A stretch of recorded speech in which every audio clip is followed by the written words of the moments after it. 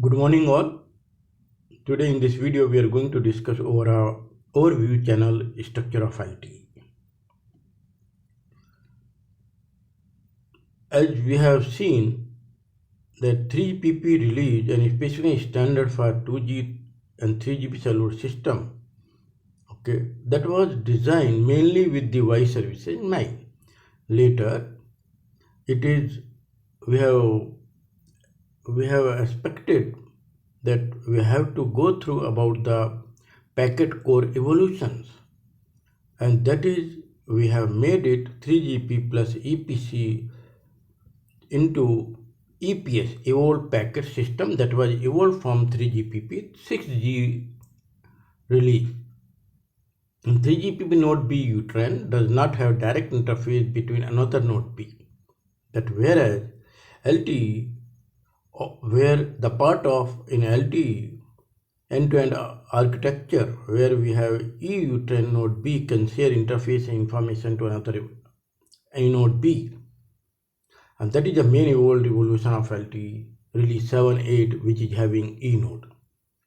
So radio interface aims to long-term revolutions as it is adapted clean state approach HSDPA and HSUPA as opposed HSPA, high-speed packet network access, which were designed as an add-on UMTS as shown diagram as of release. Introduction to LTE. LTE was known to evolve UMTS, EUMTS for old release UTRAN 2G 3G system. The UTRAN RNC radio-based controller is interfacing with node B and core network CN. Means the radio-based controller is interfacing one side from ES, is what you call subscriber, and another side core network.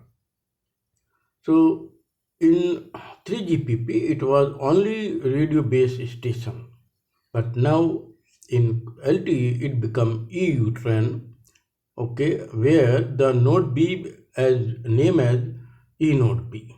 The advantage of here is E node B can share in the same adjacent locations, same area, which is defined in channel structure, frame structure of TDD, time division duplexing, where subframe can be used for subframe B, A to B as this part what we discuss here, E node B and another E node B. Due to source control mobility management, which was the function of RAN of 3GP, hence RAN is removed in LTE. This simpler structure of network operation allows higher throughput and low latency over the radio interface. Whereas LTE was designed primarily to high-speed data services, which is why LTE is packet switching network from end to end and no support to circuit switch services. However, the low latency of the LTE and sophisticated quality of service architecture allows a network to emulate the circuit switch connection to top of packet switch framework of LTE. What is latency? Nothing but less time taken to perform the job.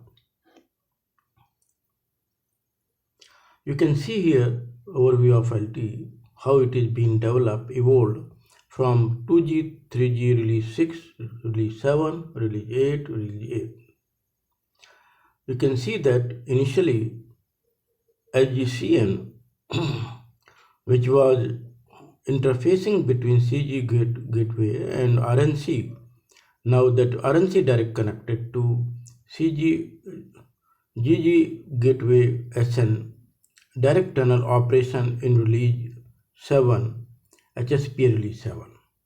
And then RNC also removed it directly, or you can say that become a part of node B, it as shown in the figure, and direct connected to SAU gateway. And that was the evolutions is being taken. E node B node B with RNC that name as eNode B, and that is become 3G LTE release 8.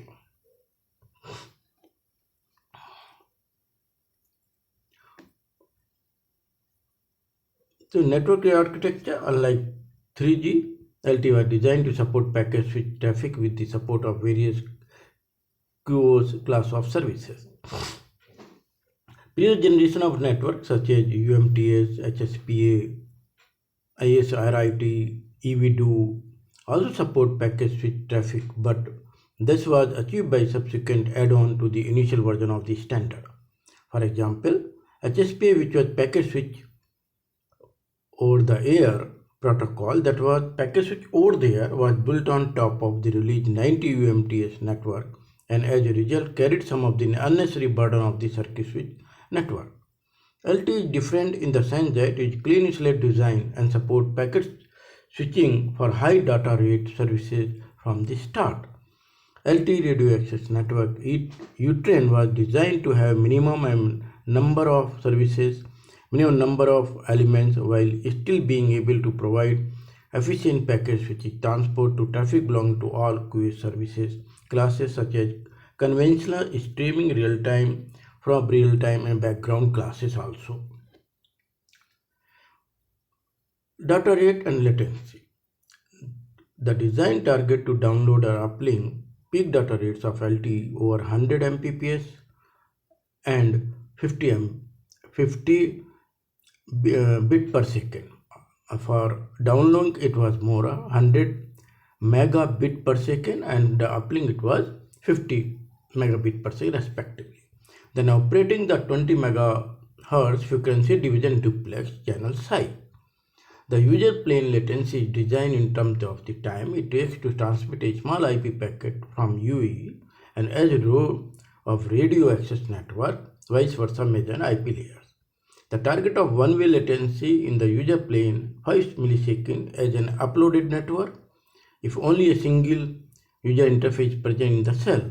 For the control plane latency, the transition time from a camp state to active state is less than 100 milliseconds, while the transition time between the dormant state and the active state should be less than 50 milliseconds. That was the things of LTE. Performance requirement. It was target performance requirement LTE was specified in terms of spectrum efficiency, mobility, coverage. They are general aspects related to 3GPP release 6 HSPA. Spectrum efficiency. The average downlink user data rate and spectrum efficiency target is 3 or 4 times that of the baseline HS downlink packet access network. Similarly, uplink average also data rate and spectrum efficiency it is improved. Again, LTE was designed to have scalable bandwidth of 1.4 MHz to 20 MHz in order to accommodate flexible duplexing operations. LTE was designed to operate both frequency division and time division duplex mode, both mode. Okay. Interoperability with 3G and 3G also we have taken care in the LTE terminals. We can see that the clear LTE end-to-end network architecture, where you can see that is we are having the EUTRAN, which is being part of. You can see that there are two base station controller that name as eNode B.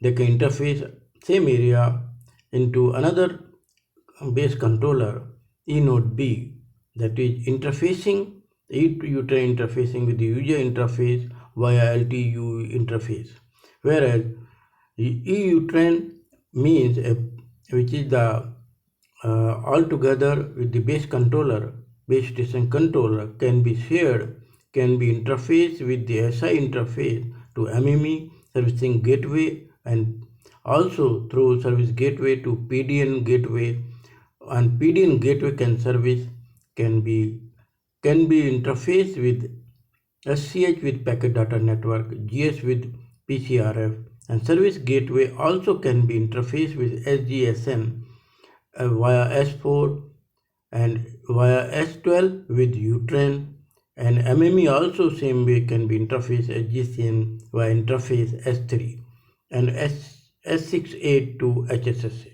So these are the things of end-to-end architecture of LTE, which was evolved from the release 6, release 7 and release 8 from 3GPP. LTE network architecture, as we have already discussed above figure, that end-to-end network architecture LTE and various component of the network. The entire network is composed to radio access network EU-TRAN and core network EPC, both of which is defined as a new component end-to-end release of the 3GPP specification. In this, LTE different from UMTS, since UMTS derived a new radio access network but used the same core network as a previous generation enhanced of GPRS, so we made it as EU, EU-TRAN.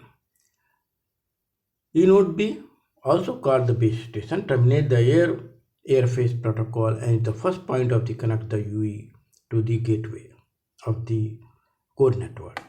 The eNode B is the only logical node in EU-TRAN, so it includes some function previously defined the RNC of the U-TRAN, such as radio bearer management, uplink, downlink, dynamic radio resource management, and the data packet scheduling and mobility management.